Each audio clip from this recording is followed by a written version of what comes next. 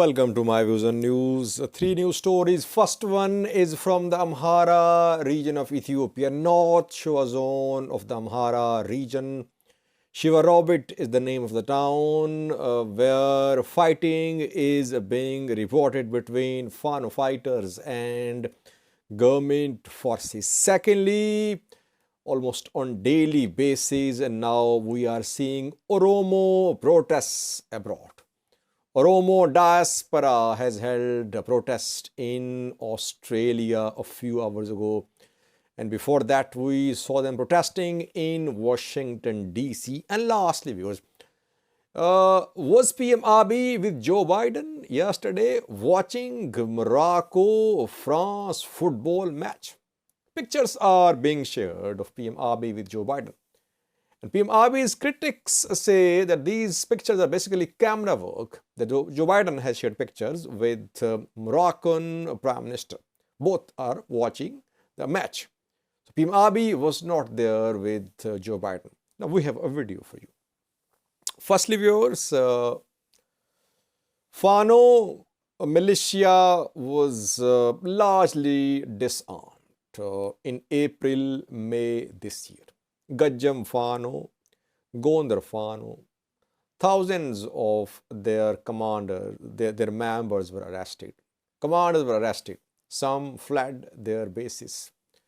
East Amhara Fano, led by Mere Vajado, was allowed to operate because it was working under government forces. And we saw in the third round of fighting a few weeks ago that East Amhara Fano of Mere Vajado fought on front lines supported by Ethiopian National Defense Force, Amhara Force. But other Fano factions in Gajam, in Gondar, they were largely dismantled. Zamine Kasi was arrested a few weeks ago in Bahirdar. He is still in prison. Where is Masrisha? No one knows. Where is Masafent? No one knows. Especially Masrisha. His whereabouts unknown. Now, government has been trying to disarm Fano, trying to curtail Fano's influence in the Amhara region. And it's a regional and federal policy. Both regional government and federal government, both are on the same page. They're on the same page when it comes to containing Fano. Shivarobit is in North Shore zone of the Amhara region. And here we know that in September, Shivarobit mayor was killed. Wubshit was the name of the mayor. Fano fighters were blamed for the death of Wubshit. And we saw large-scale arrests in Shivarobit after that in September. Now, today, heavy gunfire happened in the outskirts of Shivarobit. Residents have confirmed fighting between Fano fighters and government forces in the outskirts of Shivarobit town.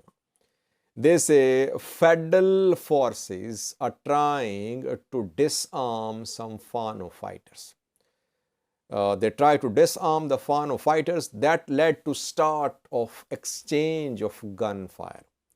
And this gunfire went on for hours.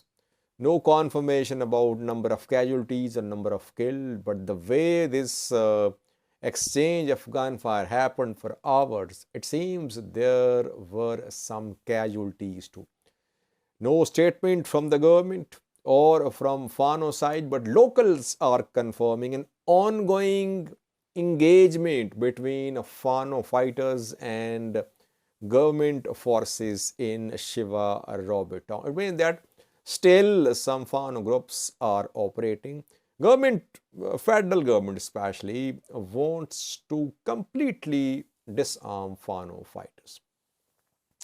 Secondly, the second news story is from Oromo.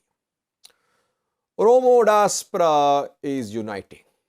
Now it is trying to unite against federal government and against Amhara regional government. We know that both Jawar and Bakle Garba are outside Ethiopia. And Jawar was in Kenya a few days ago. Bakle Garba was in the US, then in Canada. And after some civilian killings in Valaga a few days ago, we saw massive protests across Oromo region. Oromo diaspora is joining. It is protesting as well. We've seen protests in Washington, D.C. yesterday, day before yesterday as well. And a few hours ago, Oromos protested in Melbourne, Australia. Gradually, Oromo diaspora is uniting itself. Diaspora, Tigrayan diaspora united since November 2020. Amhara diaspora split. Some pro-government, pro-Ethiopian government, and some members pro-Fano, pro-hardliner factions in the Amhara region. Oromo diaspora was largely silent in the 2-year-long Tigray conflict. Now, when Oromo civilians have been killed in Valaga, Oromo diaspora is uniting. It is trying to organize itself to start protests. And we are seeing protests almost on daily basis in different countries of the world. And protests continue in the Oromia as well, though the intensity has decreased. Why? Because the government has closed universities, education institutions, and some students have been arrested too. That is why the bite in these demonstrations is missing now. The protests in Oromia are losing momentum. OLA tried to start Save Oromia movement, but the movement does not seem to be starting. Effort was made.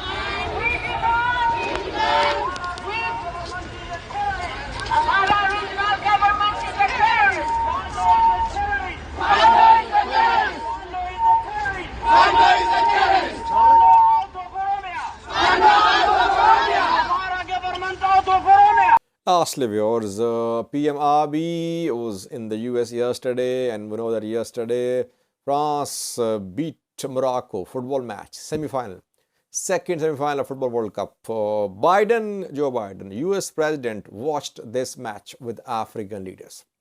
He was seen, Joe Biden himself shared his picture with Moroccan Prime Minister. He said that he watched the match, Morocco-France football match with Moroccan Prime Minister Akhnouch. But PM Abiy and people close to PM Abiy, they're sharing pictures of PM Abiy with Joe Biden. You can see both pictures on your screen. Joe Biden with the Moroccan Prime Minister and Joe Biden with Ethiopian Prime Minister Abiy.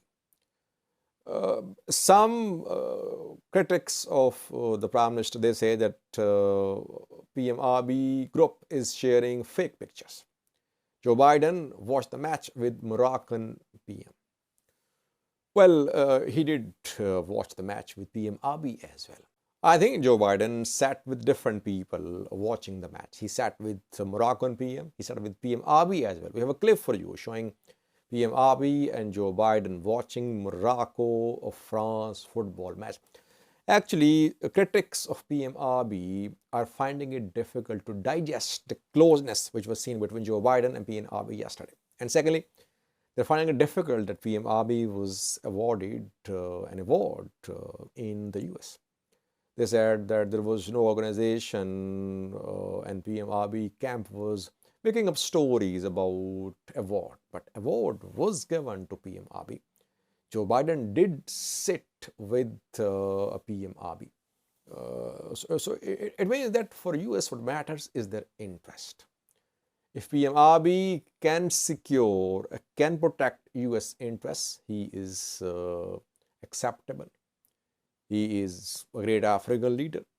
But if he is not willing to protect US interests and he wants to work closely with China and Russia, we could see criticism of PM Abiy in the US. So that is why closeness on the part of US with leaders depends upon US perception of the leaders, that how committed are they in protecting US interests. Yes, PM Abiy was warmly welcomed in the US. He sat with Joe Biden. He was granted an award as well. Watch this clip clearly showing PM Abiy sitting with Joe Biden, the two watching Morocco-France football match. Morocco was beaten by France 2-0 yesterday. And now on Sunday, Argentina will meet France for an exciting Football World Cup final. Thanks for watching for this clip.